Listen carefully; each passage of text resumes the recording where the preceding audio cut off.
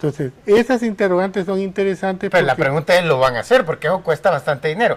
Mire, vamos a asumir, vamos a asumir que... Son medidas de mitigación, a eso me refiero. Ya. Son medidas de mitigación. Pero yo no he oído a nadie hablar de eso en este momento. Yo he oído un montón de gente hablar, unos en contra, otros a favor, pero nadie ha hablado de ese tema hasta la fecha. Es que todo proyecto, para información suya del amable teleauditorio, todo proyecto tiene que sacar una licencia ambiental.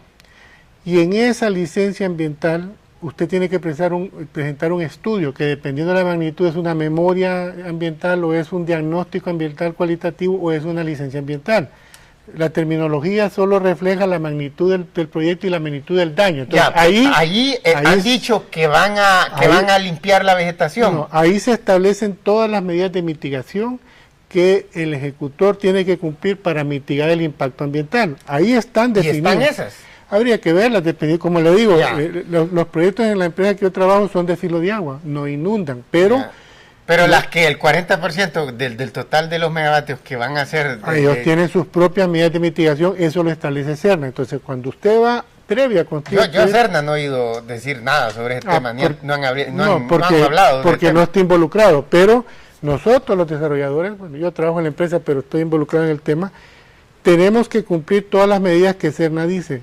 No crea que esas son ligerezas, un simple documento. Usted tiene que contratar especialistas que van a los proyectos previos a su construcción, analizan el tipo, son documentos científicamente y técnicamente preparados, y luego en Serna hay especialistas que lo revisan, que tienen sus parámetros de aprobación y ahí le aprueban o le incluyen nuevas medidas de mitigación. Deberían los dos hablar, o sea, tanto uno, fíjate que lo divertido, ni siquiera los críticos, los que están en contra, ni siquiera hablan sobre este tema. ¿Me entiendes? Que sería un punto. Es que hay críticos y de ahí que Serna, no saben nada del tema y están criticando por criticar. Y de ahí Serna, que supuestamente el ente regulador, el científico, el que vela porque las cosas se hagan científicas, tampoco ha mencionado nada de ese tema. Pero hay otro tema más interesante y es el tema de... Se dijo que estas represas van a contribuir al desarrollo económico. Es una tesis que, bueno, el Banco Mundial ha financiado infinidad de represas desde que se fundó en el 1947. Es lo que más ha financiado, incluso durante su larga historia. Convencido de que las represas hidroeléctricas, en general la generación de electricidad, pero como las represas hidroeléctricas tienen otros usos, entonces ellos están convencidos que genera progreso, crecimiento económico, etc. El otro día el periódico había un artículo que decía que citaba a la presidenta de la APE diciendo eso mismo.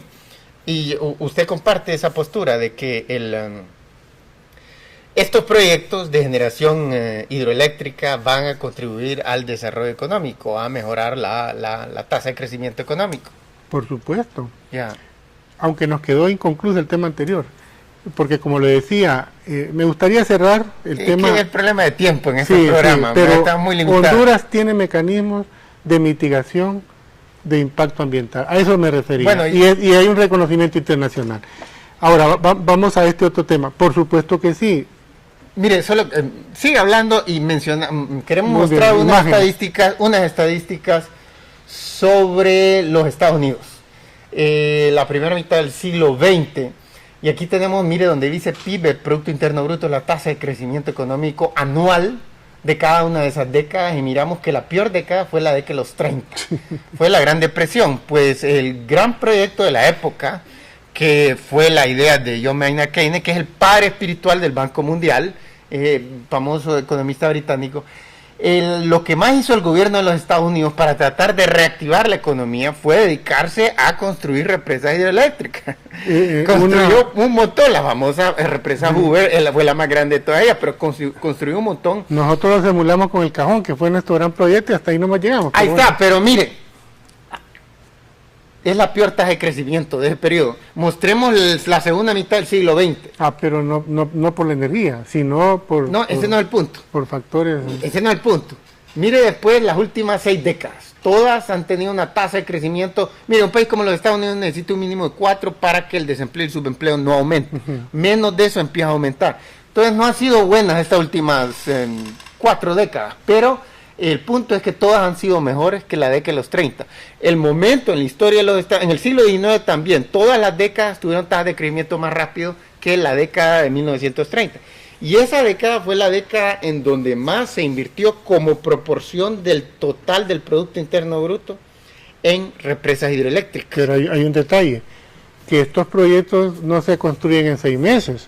Estos proyectos de la magnitud de la presa que ustedes, la Hoover, son por lo menos 5 años de construcción. Entonces, el efecto económico no lo va a ver al siguiente año, porque tiene que haber un periodo de recuperación, pero una vez que ese periodo de recuperación se da, entonces viene un gran beneficio. Entonces, por eso es que en esa década usted no la vio, porque 5 años de construcción y por lo menos 7, 8 años de recuperación de la inversión, a partir de ahí... No, pero es para la empresa, para los beneficios para el país, desde el momento que comienza a generar electricidad, y la Hoover empezó a generar electricidad en 1936. Sí, pero el beneficio por ahí va ligado a muchos factores. Bueno, miramos otro país, Brasil. Tenemos 3 estadísticas de Brasil. ¿Y por qué se lo digo? Porque usted puede dejar energía, pero si no hay industria que la consuma, no es culpa de la energía. La represa de Itaipú comenzó a ser construida en 1975, ahí construida en el río Paraná, en la frontera de Brasil y Paraguay. En 1975 fue finalizada la construcción en 1984 y desde entonces está generando electricidad y, como le digo, hasta el día de hoy, pese a ya la terminación de las 3 gargantas, es el que más, la represa que más genera electricidad. 20% de la electricidad de Brasil viene solo de esa represa. Y mire que la tasa de crecimiento en los 70, mientras no estaba generando nada de electricidad, fue la mejor tasa de crecimiento de toda la historia de Brasil. Y desde entonces, ya pasaron como un cuarto de siglo, desde 1984 que comenzó a generar electricidad, la tasa de crecimiento ha sido baja, la peor de las últimas 6 décadas. Entonces aquí nos miramos nuevamente lo que decimos una falta de correlación. O sea, si invertir en represas hidroeléctricas contribuye a el desarrollo económico, deberíamos de ver por lo menos una pequeña aceleración. No necesariamente una grande. Los defensores, los apologetas de las represas hidroeléctricas, como el Banco Mundial, ellos originalmente convencían que le iba a dar como dicen ellos la palabra en inglés, boost, que iban a lanzar como un cohete hacia arriba la economía, y nunca pasó en ningún país del mundo. Pero yo le puedo hacer la observación que en la década posterior, o en esa década, si no se hubieran construido represas, el crecimiento no hubiera sido 3, hubiera sido 2 o 1%. No puede razonar de la forma. Claro que sí. Porque entonces... Claro que sí. Entonces, porque si habiendo disponible... mire, la generación de energía es un estímulo para el desarrollo, no es que hace el desarrollo. No. La energía le dice, aquí estoy para que usted la utilice, pero si usted le ponen a la disposición el enchufle, pero no le enchufla, ¿a qué me refiero?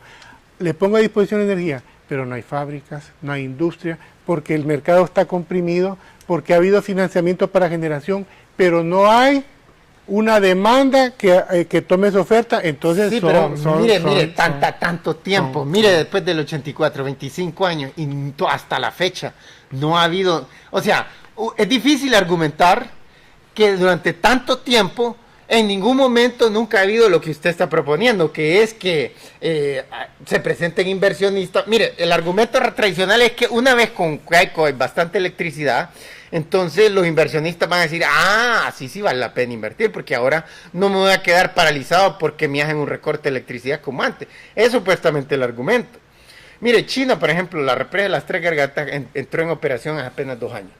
Y antes de eso, en los 80 no había nada de eso. En los 80 había una gran deficiencia de energía eléctrica en China. Y aún así la economía creció a 10% anual. En los 90 también. Han ido disminuyendo con el paso del tiempo los problemas de apagones, de cortes de electricidad y todo, pero la tasa de crecimiento desde el 79 que comenzaron estos reformadores comunistas con unas nuevas políticas, comenzó a crecer a 10% anual, pese que en ese momento habían grandes deficiencias. China en este momento sigue generando la mayoría de su electricidad con carbón, pese a las 3 gargantas. Todas inundadas de humo. Sí. Vamos a hacer una pausa y antes de eso queríamos explicar que este programa tiene una especificidad porque el domingo solo se va a presentar hasta aquí Y el lunes, en la versión de las 9 de la noche, vamos a presentar toda la entrevista, que la vamos a continuar, pero el domingo solo la primera parte. Así que la segunda parte la van a tener que terminar viendo el lunes a las 9 de la noche por este canal. Así que por favor no se vayan, que ya regresamos con más de esto.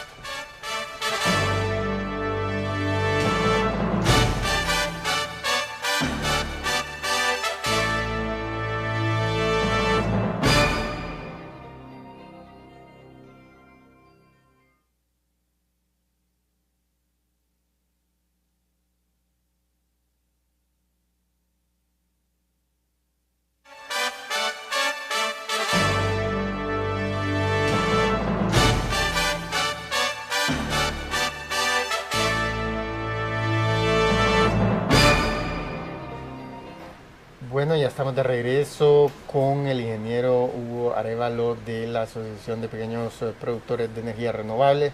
Estamos hablando sobre estos nuevos proyectos, o estos 47 nuevos proyectos de energía renovable, y nos dicen que cerca del 90% son de orden hidroeléctrico, y es por eso que estamos comparando con lo que ha pasado en otros países del mundo para ver si esta tesis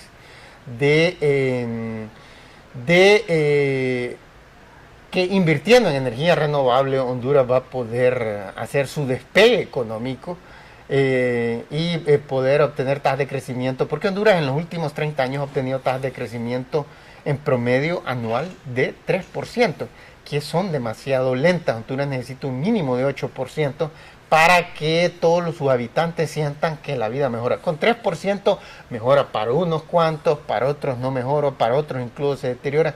Se necesita una tasa más rápida. Entonces, la energía renovable contribuye a eso. Eso es lo que tenemos que ver. Quería mostrar otro dato que es de la misma represa de Itaipú, pero que afecta a este otro país, Paraguay. Porque aquí es más interesante la situación, porque esta represa genera 90% de la energía eléctrica de Paraguay. O sea, 90%, eso significa que en Brasil solo es 20%. Incluso le ha vendido Paraguay su cuota que le corresponde a Brasil. A Brasil y a Argentina también. Entonces, miramos aquí que nuevamente se termina de ser construida en 1984. Pero precisamente antes de que comenzara a producir un tan solo kilovatio, Paraguay obtiene su mejor tasa de crecimiento de toda su historia, que fue en la década de los 70, 7% anual. Muy cerca al 8 mínimo que un país latinoamericano necesita para que Brasil en los 70 lo logró, pues fue su única década, hay que mantener la cosa. Pero a lo que vamos es que después la tasa de crecimiento en las próximas 3 décadas, a partir de que comenzó a generar, ha sido 2% anual. Es todavía peor que la de Brasil, que no fue... Pero ¿qué pasa en esas décadas de aparente crecimiento económico, que fueron aquellas deudas donde se produjeron las grandes deudas externas de todos los países latinoamericanos? ¿Por qué? Porque se endeudaron y se endeudaron y se endeudaron, y de ahí vinieron las consecuencias. Esos endeudamientos exagerados, esas décadas aparentemente positivas o negativas, ustedes recuerdan que eran economías proteccionistas, que todo lo invertía el gobierno, que todo era el gobierno.